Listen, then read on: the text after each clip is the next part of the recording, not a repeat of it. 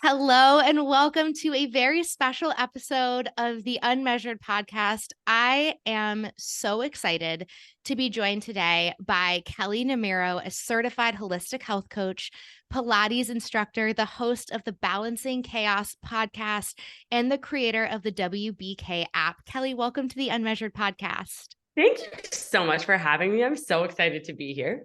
I am so excited to be here, and we are going to be talking about a topic that I know is so near and dear to both of our hearts, something that we're so passionate about, and I am just really honored that we get to have this chat together today. I'm going to read the listener question, and then we'll dive in from there. Sounds great. She said, I definitely have an unhealthy, somewhat obsessive relationship with working out. I push myself so hard, running long distances, HIIT classes, and more. I freak out if I miss a day and worry about low impact workouts like barre or yoga or Pilates not being enough. At the same time, I can feel that's what my body needs. How do you navigate a transition to low impact intensity workouts, both mentally and physically? I'd love some support with making this change. Kelly, I think we both have sort of personal journeys that in, one way or another mirror this listener's journey that she is sharing. Would you share a little bit about how you came to have this really like nourishing, healthy relationship with movement that you Yeah, have now, and maybe like some of the challenges that came up for you along the way, because I know that I share many of those with you. absolutely. I think that the first and most important thing to look at, and what I was so scared of looking at, first of all, let me even rewind from that and say, like, the question that this listener wrote, like, I swear that sounded like I myself, like 10 years ago. Like, I could have written that exact question. It was so much of it was rooted in fear, like fear of my body changing in a way that I didn't like, fear of not being enough, fear of not doing enough. Like, there was so much fear wrapped up in that, and definitely a lack of love for myself. And so I think that looking at where did this relationship with movement kind of start to get a little wonky is what was the most important piece of the puzzle for me, because from that place of awareness was where I was able to truly make the shifts that I needed to make to not only experience a more like flexible relationship with movement in my life that felt like so much freedom, but also to feel a physical change in my body. Like what Simi said, like I coach women a lot on hormones and hormone health, because a big part of the reason that my hormones were out of whack in the first place, where my thyroid was low, I didn't have an autoimmune disease, and my period went away. Like, so much of that had to do with the fact that I had a very tumultuous relationship with movement, where I was, and I just want to give everyone out there like a trigger warning if this is going to be triggering for you, because I know that, like, again, like 10 years ago, a conversation like this was actually something that would have been helpful for me, but I can understand where it might be triggering for someone. So I, let's say, like, back when I was probably 18, came home from a spring break vacation with another family that I had gone on. And it was the first time that I think I had gone on vacation with somebody else's family versus my own. And I went away for a week, and I came back, and my mom was like, the first thing she said to me when I walked in the door, which again, our parents are doing the best that they can. I understand she's a wonderful mother. She's like, oh my gosh, you need to lose weight. And I was like, ouch, like that really hurts. And it is a memory for me that was so, hurtful, and I felt so much shame in that moment that I was like, okay, I will do anything for her love and acceptance. And I look back now and I can recognize that for a lot of my childhood, that type of messaging was going on, but it was that one moment in time where I was like, okay, I have to actually do something about this. And so I think it was kind of almost like the straw that broke the camel's back that kind of led into my disordered relationship with food and movement. So from that place, I was on a mission to lose as much weight as I could. And so that meant like, if she was like, oh, you should go to the gym, I'd be like, okay, I'm going to the gym for 2 hours. Like I'm doing so much cardio and so much, because again, going back to that idea of like, why did I have that relationship with movement? It came from that place of fear. It came from that desire for acceptance and love from my mom and from like the external world. Like I want to be accepted. I want to be loved. And if that means I have to be thinner to have those things, then I'm going to do everything in my power to be able to do that. And so, yeah, that's what it looked like for, gosh, like probably 7 years. And I would, once I recognized, it was actually like when I started working with you, was when I was in the place of finally recognize, like, I can't live my life like this anymore. I need to make a change if I want to have kids, if I want to, have a good relationship with my husband, because we would go on vacation, like me and my husband we were just dating at the time. And instead of like going out and exploring the city with him or like going to get brunch, like I'd be like, I need to go do a workout. Like I need to go to the gym. Or like, if I was like, I remember it was my 25th birthday and I had taken a bunch of girls, we went down to the Caribbean and everybody was like, let's go to the beach. And I'm like, no, I'm going to the gym. And I'm like, what the hell am I doing? Like I am missing out on my own life for the sake of this workout. So that was a long answer to your question.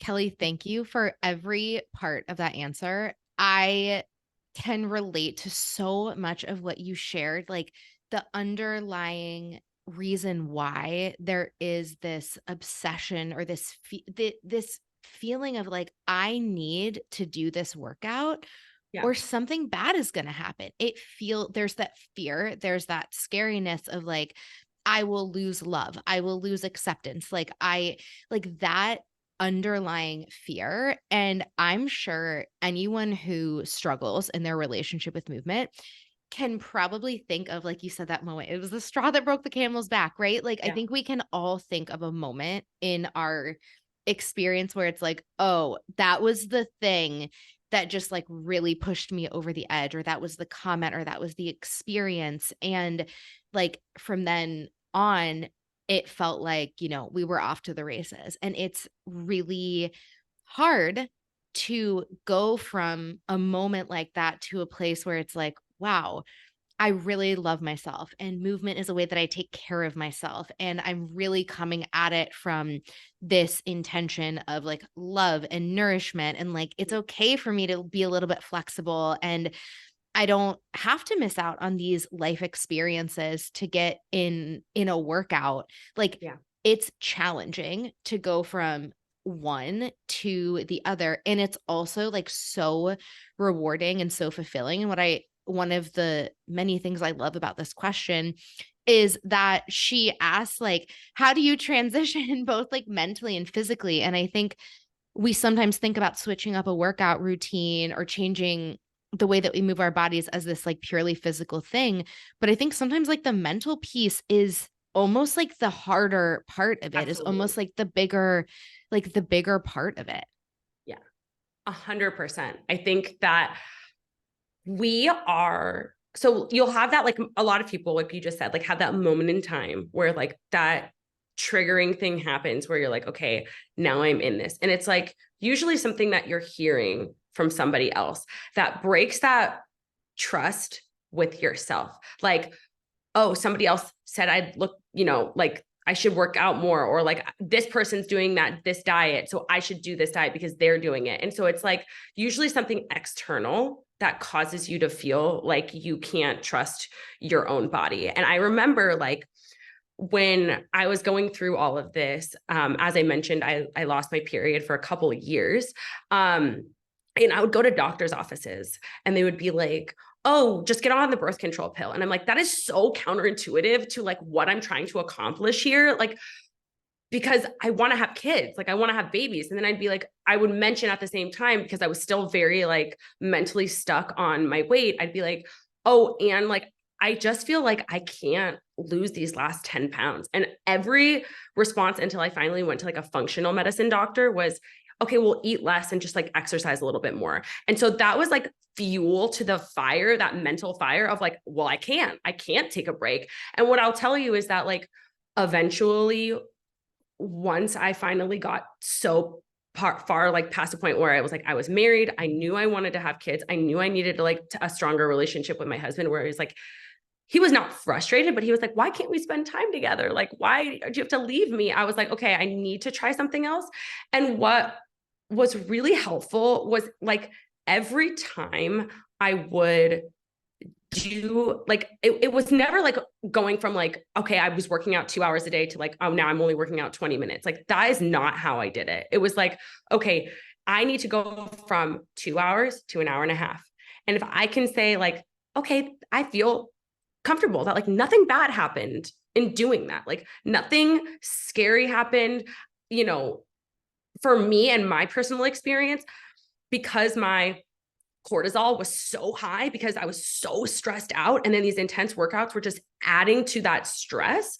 My body was holding weight and I actually ended up losing weight. That may not be the experience for everybody, but it's like, oh my gosh, like if I would have just trusted that, like I didn't have to push so hard and force so hard a little bit sooner. And that not only like, not to make this about weight, but like to make it about like my digestion improved, my like mental clarity improved. Like I felt more relaxed and comfortable, but like it was never an overnight thing. It was slowly, incrementally over time being like, okay, if I do, you know, or if I go to a brunch and then go for a walk afterwards, am I like gonna gain 30 pounds overnight? Like, no, I'm not. And like I felt more safe in that. And I think what you just said, like, speaks to the fears that people have, right? Where it's like, oh my gosh, if I go to brunch and go for a walk, like afterwards, am I going to gain 30 pounds overnight? Like these are the things that people think in their mind. And Absolutely. when we're talking about having, you know, like a more intuitive relationship with movement, one that really feels good in your body and contributes to your health in positive ways, you know, that's one principle of intuitive eating. And we know that intuitive eating is a weight neutral approach. Some people who approach intuitive movement, their bodies might need to gain weight. Some people might stay the same. Some people might lose weight, right? Like your body, when you are not forcing it to do these really like intense all the time workouts, like it will relax into the place that it needs to be. And I think your story is like such a beautiful example of that. I I relate to that too. Like I feel so much more just like at ease and comfortable in my body now that I'm not doing these like, you know, so intense multiple hour a day workouts. And for me, I almost had the flip experience of you with the birth control pill. I did not realize that I had lost my period because I was taking birth control. So I was, you know, pushing myself hours of exercise a day, you know, panic attacks if I missed a workout. Like it was so intense, so obsessive. And I was taking the birth control pill at the time. So I was still getting a period. Withdrawal Yes, bleed. yes, Yeah. exactly. In quotes, like every month. And Right. then I started to have all of these health issues and I was like, I'm going to try to go off of birth control. Went off of birth control and didn't have a period for a really long time, but I didn't realize that I had lost my period because of the over exercising and the restrictive eating and all of that. Because I was taking the pill. And so that was like such an eye-opening moment for me as well, where I was like, wait a second, this has been like going on in my body. And I didn't even know that, like, I didn't even know that this was, you know, happening to me. So it's almost like I had the opposite experience, but also lost my period because of, you know, like how intensely I was pushing my body. And I love what you shared about like the incremental changes. Like Yeah. nobody, don't put pressure on yourself to go from, let's say, like a 2 hour workout a day to a 20-minute workout a day. But what are small steps that you can take in the direction of the relationship with movement that you want to have, where you realize, like, oh my gosh, I am safe. I will never forget. Obviously, like I love barre. I love low Yeah. impact movement. I love Pilates. Like I love it. And there was a time where the workouts that I do now, number one, I had a perception of them, which I think is like a common perception, that that was a workout that was for a rest day. Like, Same. I was reading like all these runners magazines and it was like, okay, great. My 20-mile run is today. And then tomorrow for my rest day, I'll do like a Pilates or a barre or a yoga class. And that was what I thought of these workouts. And when I finally, through working with a coach who does, she doesn't do it anymore, but at the time does the kind of work that you do with Yeah. your clients to help them to, heal their hormones and have this like really beautiful relationship with their bodies and with themselves. I was working with her and it was like became very clear that maybe running all these miles was not like serving me. Yeah. And so started to try to transition that. And I remember going to my first barre class and literally thinking, this is like going to be a waste of my time. Like, this is not even going to count. This is going to be like nothing. And running beforehand, right? Being like, I'm going to Oh get in my my gosh. real workout first, and then I'm going to go to this other workout. And I just share that because I think it's like so important for people to understand that, like, if you were in a place where you're like, I'm going to do my real workout first and then go do this thing or wherever you might be, like, it does not have to be that way. Yeah. And you can make these small changes to heal, mindset, physically, all of that to get to a place where now I'm like, I mean, I run around with my kids, but Yeah. like, I am not going to go for That's a it. run. Yeah. Right. That's like, That's it. that's the running around. I will say, like, when you were saying that just now, like, I had this visual in my mind of like literally like almost an identical experience. Mine was with yin yoga. Mhm. So somebody had at the time, like when I was again like trying to like heal my hormones, figure out why I wasn't getting my period, all the different things, had said like, oh, you should try like yin yoga. It was actually, you know what? It was not even a person. I remember it was a hormone doctor who I was like reading her book at the time. And she was like all about yin yoga. And I'm like, okay, I'm going to go to yin yoga first. I'm going to do my like huge cardio thing on the treadmill. And like, it's like, oh my gosh, like now looking back on that, it's like, that's really counterintuitive, Kelly. But what I will say is that like, that was a bridge for me. Like that was like a bridge for me to be able to say like, okay, I feel safe doing this. And then the more that I would go to this yin yoga class with this really amazing instructor who like is still a part of my life because I feel like she changed me so much and made me feel safe to slow down and safe to be able to rest. It was like, okay, now I can do this and like come here and like have this experience and feel calm and feel at peace and do these stretches.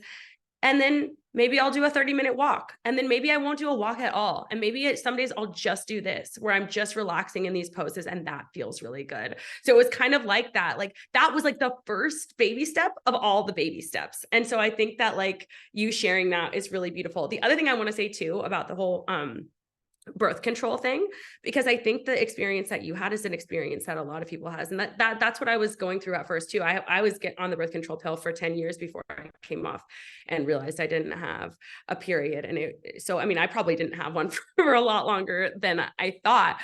But what I don't think that a lot of women recognize is that, when we think of like not getting a period or having irregular cycles, a lot of it, and I'm not saying all of it, but a lot of it comes down to stress. And so when we think about stress, like I like to throw that into three different buckets, and that's mental stress. So you think about like rushing with your kids, rushing to get like, to do all the errands and then get all the stuff on the to-do list, like, or like deadlines with your boss, like stuff like that.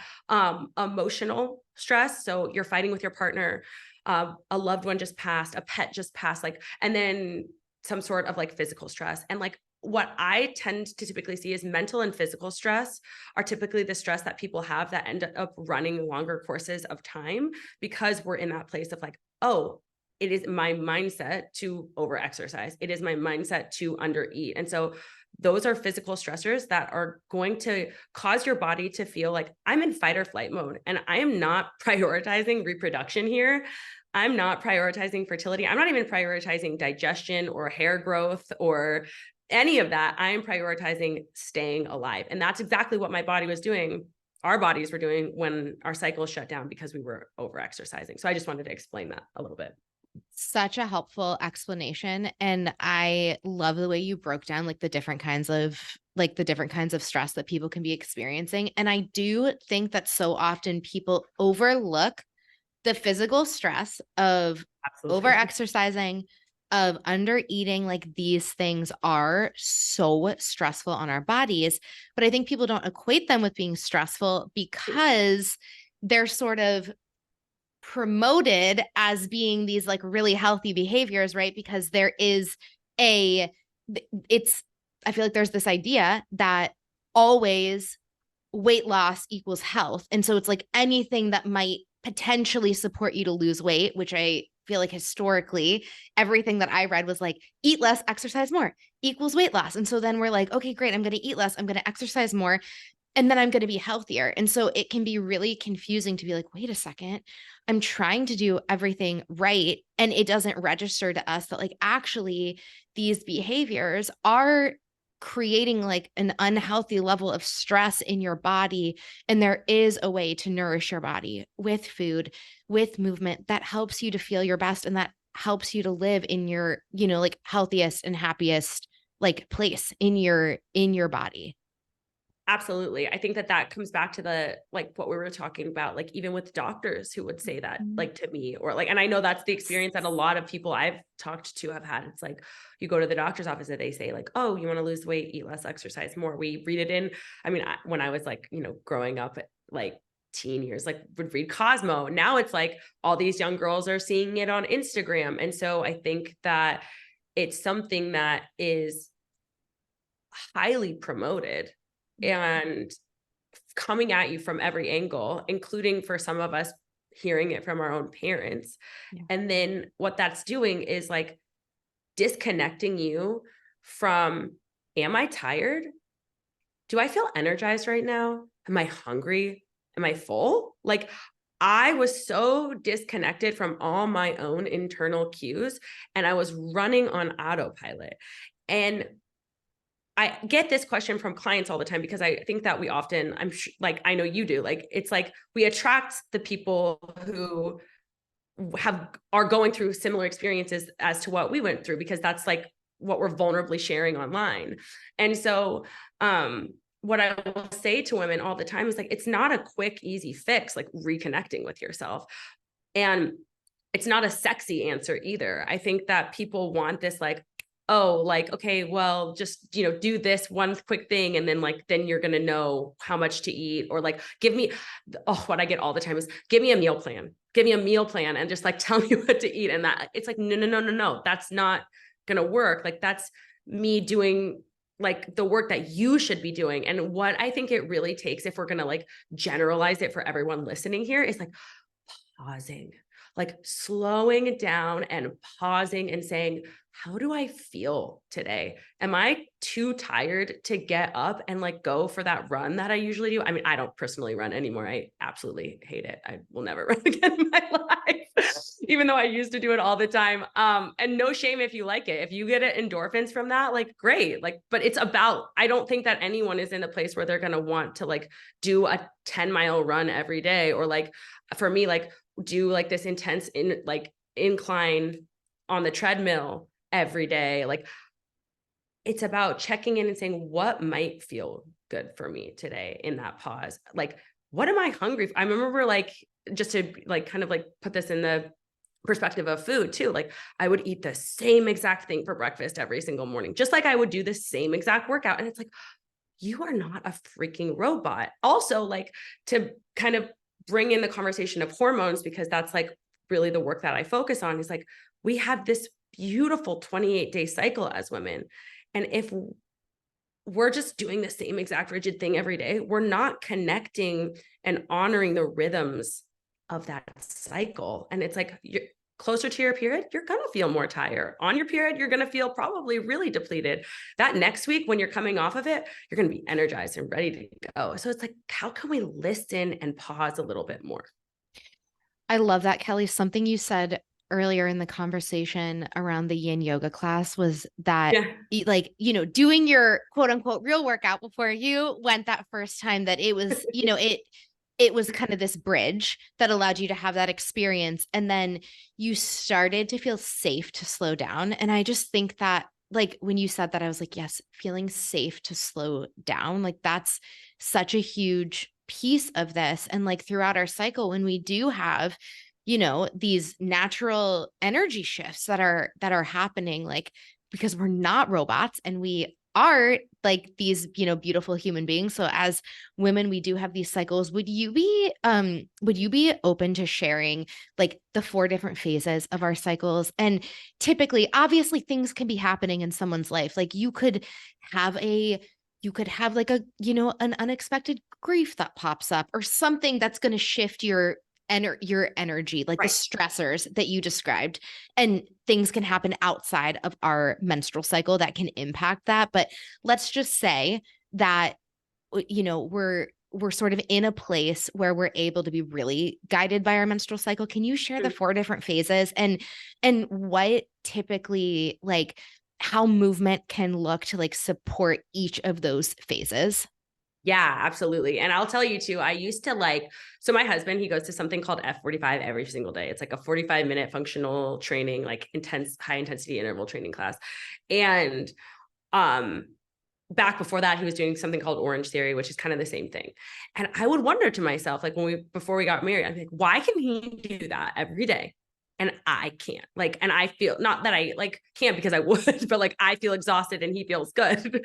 And it was because men run on this 24-hour diurnal rhythm where, again, like I said, we're on this 28-day. And so that's another reason why it's like his body is more like, even like all the research we see on intermittent fasting, it's all done on men because like their bodies are not stressed by that deprivation of food in the morning because they don't have those delicate fluctuations. So I just wanted to mention that before getting into this. So we have 4 phases of our menstrual cycle. And what I will say is, like, from talking to hundreds of women, whether it's my clients or women on my podcast, what I have learned from a general consensus is that, and my own personal experience, geez, like I thought I was getting my period the whole time I was on the birth control pill, is that like we as women do not know enough about our menstrual cycle. Kelley, I feel like unless you are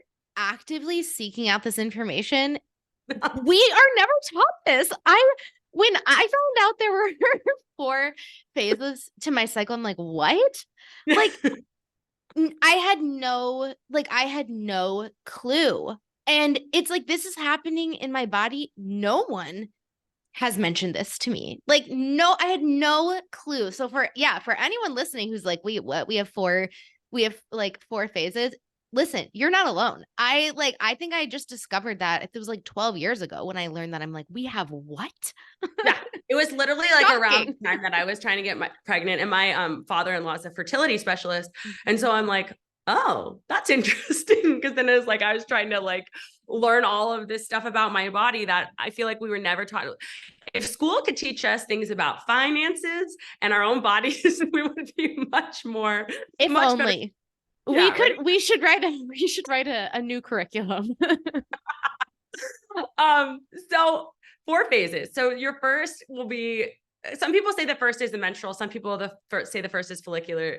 I mean, that's just, it's whatever you want to look at, whichever way you want to look at it. So I'll start with the menstrual. Menstrual is when you are on your period. That's when you're actually bleeding. And what I think a lot of us know is that during that 3 to 7 days, which is like a normal time to bleed. So if you're somebody who's bleeding for 7 days and you're like, oh my God, I'm like, no, that's normal. Like that's a normal, anything like less than or more than that is questionable, but that's a normal timeline. And in that timeline, we are going to feel our most tired. Why? Because our hormones have gone from this place where they're up here to now they have crashed. They have fully come all the way down. Your estrogen and your progesterone are both at their baseline, and you are feeling exhausted. That is a great time to do supportive movement. Maybe something like a yin yoga class where it's like you're sitting in poses for 5 to 7 minutes, 3 to 7 minutes, I should say. You go for like a nice gentle walk. You maybe even just take a rest day, which was like something that I never would have done 10 years ago. But like, that's okay too. We all need that in our lives. And so those are like very supportive movement practices in your menstrual cycle. Then you get into your follicular phase. That's when your hormones are starting to build. So they're starting to climb. Estrogen specifically is starting to climb because you're starting to produce that egg on your ovary that you will later ovulate a few days down the road. And so when estrogen rises, as do your energy levels. So you're starting to feel a little bit brighter. You're starting to feel a little bit happier. You're starting to feel a little bit more energized. That's when you may want to take it up just a little notch. You might want to do something like one of, Simi's barre classes, or you might want to go and do like a Pilates class. You might want to go and do something where you feel like you have a little more energy. Then you get to your ovulatory cycle. That's where the egg actually releases from the ovary and comes down the fallopian tube, where if you're trying to get pregnant, it can be fertilized by sperm and land in your uterus. If not, the egg dissolves and you eventually 2 weeks later are going to bleed that off. But that's typically around day 14 of your cycle. If you're somebody who's just getting into this and you're like, I want to know more and I want to like understand like why I'm feeling this way on certain days, you can do your basal body temperature and test your temperature first thing in the morning from the time that you get your period until like day 14 to see like, oh, when your temperature spikes, so it'll go up about a degree, you'll see like that's the day that you're ovulating. And then you can start to connect that and be like, do I have more energy today? Do I feel like my most social self? Like you might want to do a group class that day. That's a good day to go do like a group class to connect with your girlfriends, to do like, I don't really enjoy high intensity, but if you're going to do an Orange Theory, like this is a great time to do it because you have the energy and the capacity to be able to do that. Then you get into, from that place, your luteal phase, where your estrogen and progesterone are kind of like a roller coaster. They're all over the place. And that's why we feel a little bit moody. We feel a little bit of like cravings. We feel, sometimes water retention. And sometimes that can be because after that ovulation phase, for a lot of women, what I see in my practice is estrogen dominance, where they're not making enough progesterone because they are, for the most part, the women that I see running on a lot of stress. And so we can start to balance that out to ease those PMS symptoms. But something like a vinyasa yoga class or a hike or something where you're like using maybe some weights to build muscle, like those are all really great ways to support this phase, because it's not like you're super exhausted. You're just not as energized as you were in the first two phases. So, and then you get back into your menstrual phase where you bleed that off unless you become pregnant. So that's kind of a story of the cycles. I love that. And I will say that I think it's so funny in my house.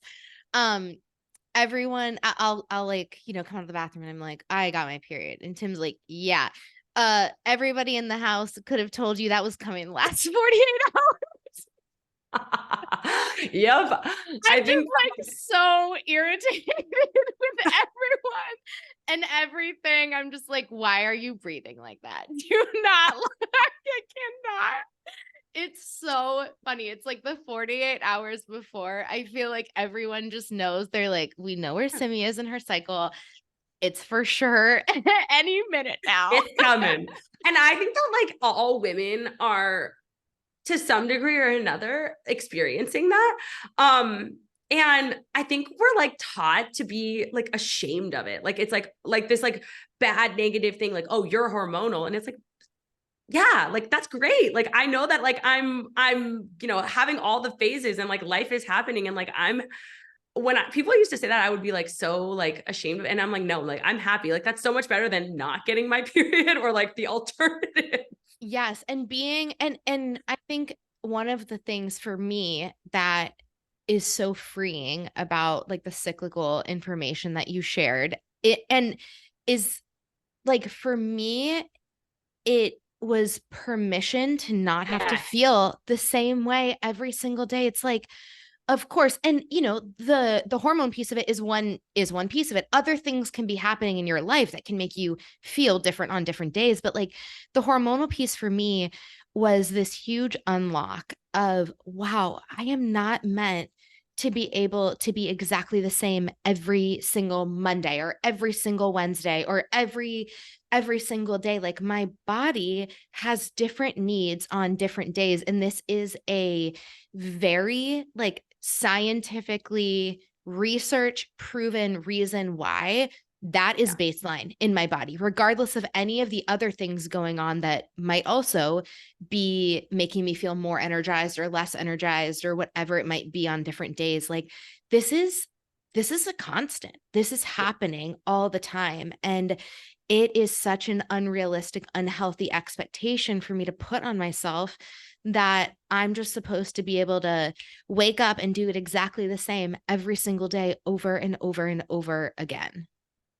100%. And I will say, like, wherever we can get the permission to like tune into our bodies more, it's like whether it's more people like you giving women the permission to rest and slow down, or it is tuning into your hormones more. Like, I think women need variable degrees and like ways to give themselves the permission, because we have that strong pressure of whatever you want to call it, diet culture, eat less, exercise more. Like that mentality is so embedded in us. And so we need all of the permission we can get to start to unravel that mentality and just to take this one step further.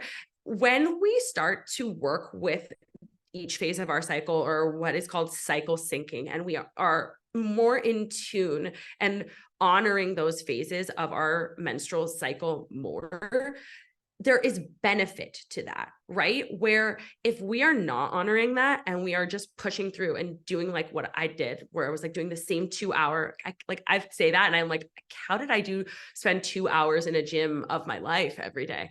But like we're doing that same 2 hour workout every single day. It's like, what that is going to do is going to probably disrupt your digestion. It's going to make you feel a lot more tired.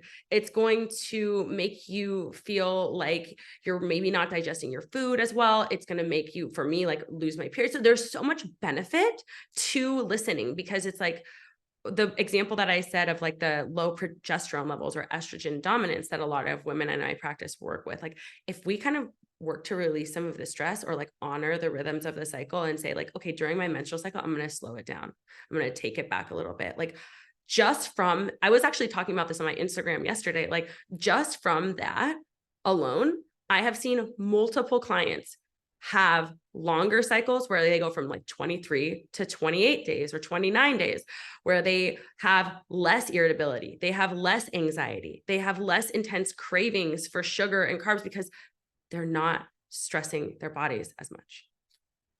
I love thinking about like the benefits of Right. It's like, really, what am I getting from this? yeah, totally, really leaning in and giving your body what it's telling you that it needs. And I think that we talked before about external messages around this stuff versus like intrinsic, what our body's saying to us and what our body knows. And I think that it's so powerful as someone is starting to take steps to have more of the relationship with movement that they want to have.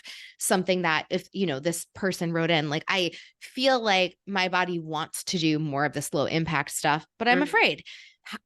Thinking about moving towards that relationship with movement that you want to have, that the thing that you can feel your body asking for.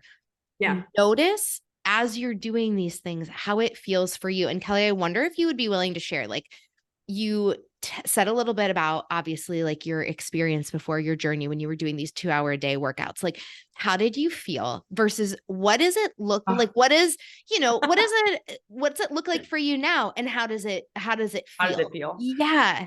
That I love that you bring up that question, because the way that I try to guide a lot of my clients, and this takes more work than like has simplified as I'm making it say it right now, but is by saying like, connect to that future version of yourself. Like you're in this like automatic response where you're kind of in autopilot doing the same thing every single day. What would it feel like to have the life you want. And so when I think back about like myself, I was like, okay, and in that place of like the 2 hour a day, like I felt super anxious. I felt like what you said, like I was almost going to have like a panic attack if I didn't show up for that movement. And if I didn't do it, then it led into this place of like, okay, well, now I didn't get to do the workout today, so I'm going to restrict food, and like I'm not going to enjoy my experience with food, and like, oh, maybe I'm not even going to go to that work that like I would like when I lived in New York 10 years ago, like I would have this huge group of girlfriends. They were all going to a dinner, and I'm like, nope, I'm going to skip that because I'm working out right now, and like I can't miss my workout. And so it was like I was missing out on like all of, like I mentioned in the beginning, like the pleasure and the joy. And so I was like, okay, how can I connect with that version of myself that has those things, that has the like things that like I'm so desperate to have in my life? Because if I have learned anything from my journey, it is that health is not just about like movement and food. It is so much more multifaceted, where it's like, oh my gosh, like having connection with people. Like I know like mentally I feel really down and like really sad. Like COVID, oh my gosh, like how like I was so sad because I didn't get to see my friends, and so like in person, like that is a big part of my mental, and I think it leads to my physical health too, because of the way that it starts to regulate hormones. Like we know as women, if we have connection with other women, not just with men, with other women, we are actually more likely to have better stronger progesterone levels. Like that's been research. And so I think it's really cool to look at it from that perspective. And so now it's like, so I would like leave a Barry's boot camp, like back when I lived in New York, and be like, okay, like I feel way worse about myself. I feel like the instructor was literally like yelling in my face, like faster. And like, I felt super anxious. Like it was horrible. Like it was horrible, but I didn't recognize it because I had never given the other option a try. And as soon as I did that, like what I mentioned about that yin class that I went to with, I'm gonna even give her a shout out. If anyone's in Vegas, her name is Kristen Bartles. She is the best, because it's like, oh my God, I know what it feels like to be in my body, like to feel calm and peace and softness in my body. And like, wow, what an incredible shift. And so now I am like, I have 2 kids now. And so between drop off and pickup and running my own business and, being a mom, like to them and wanting to spend time with them, like even if I wanted to do 2-hour workouts, I don't have time for that anymore. And so I'm very happy that like I took the opportunity to repair that relationship with myself before I had kids, because I just don't like even have the flexibility for that anymore. But now it looks like about 20 minutes of Pilates or yoga every single day. To me, those are the things that really speak to me. And what I'll also say is like physically, in the past, like we talked about like the holding on to weight, the digestion, that was like, but I also had like intense back pain where I would like need to like go to a chiropractor because I was doing so much cardio that I was like hunched over and my back was like completely locked up. And now that I have embraced this new way of moving where I teach Pilates, but I also like love yoga. And like, I think it is just like softened my body so much. I'm not in pain anymore. I feel relaxed when I get off the mat. I feel more energized. I feel more positive. And it's also a relationship where I don't feel the pressure to do it every single day, that I feel safe to know like, okay, if I don't do it today, like then tomorrow I'll show up and it'll feel really lovely and good. I actually had that experience when I was in New York last weekend, and we were traveling with my kids, and I was going on like a meditation women's retreat, and it was like a 2-hour drive from the city. And so I had to wake up by like 8 a.m., which is, I'm on West Coast time, so that was early. Like very early for you when you're in New York. Yeah, You have to it's get like up at a 8. 5 Yeah. a.m. wake up call and then drive back. And then I wanted to go to dinner with my husband when I got back. And so I was gone all day, and like I didn't have the opportunity to move my body. And I was like looking back on that, and I'm like, oh my gosh, if this was years ago, I would have forced myself to get up way earlier, go on that, like get on the treadmill, do the thing. And it's like, I would have spent the whole rest of the day feeling exhausted and shitty. And it's like, just knowing that like I can take a break and that feels really nice. That's such an incredible example because it's like, number one, you got, the rest that your body needed to Yeah. function. Maybe, it would have been nicer if it didn't have to be like quite so early, but like still you got the Right. most possible rest that you could get.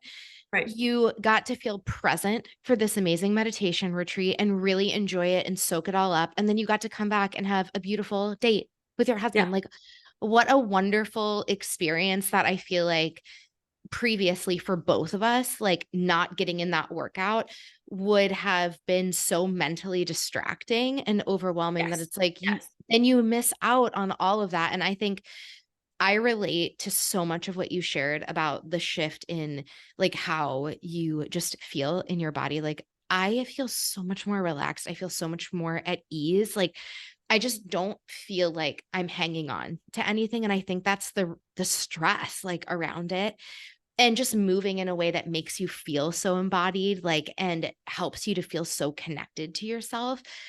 And I'm also like, oh my gosh, as like a person and like looking at like the whole life picture, I'm like, I just have so much more life. Like, and it's To not live. Yeah. even, yeah, it's not that I wasn't doing things before, but I wasn't like really present for them. And now I'm just 100%. like, oh my gosh, I feel like my relationships are so much richer. My days are so Yes. much richer. Like, it's just amazing to get to have those experiences and not just be having them like on a physical plane, but like to really be present Be for in them. them. Yes. Yes.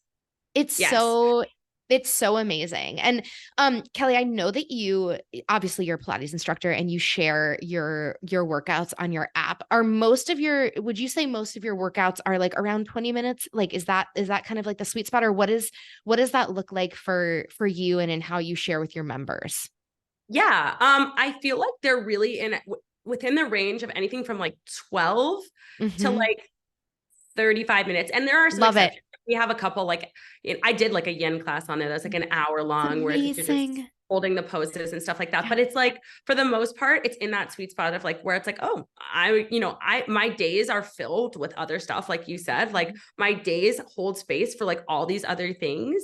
And I think that like it's so much more fulfilling that Yes. way than like being on this rat wheel. And so if I think if there's anyone out there who is thinking to themselves, because I think that like for you it's barre, for me it's yoga and Pilates, like I Mhm. think that like finding something that like lights up your soul, because I know that sounds so simple, but it's truly like the key that to holds it all, because like I never felt like when I was going to Orange Theory or Barry's boot camp, like my soul was lit up. Like I never felt like that. And now I get on my mat, I move, it feels so fluid. It's just like, oh, like this lightness about it that like allows you to have that mental feel good experience afterwards. And so try, if you're stuck in the cycle of I'm doing the same workout every day, try a variety of different things before you say, this is it. And like, it doesn't have to be like one thing. So for some people, it's a variety of different things.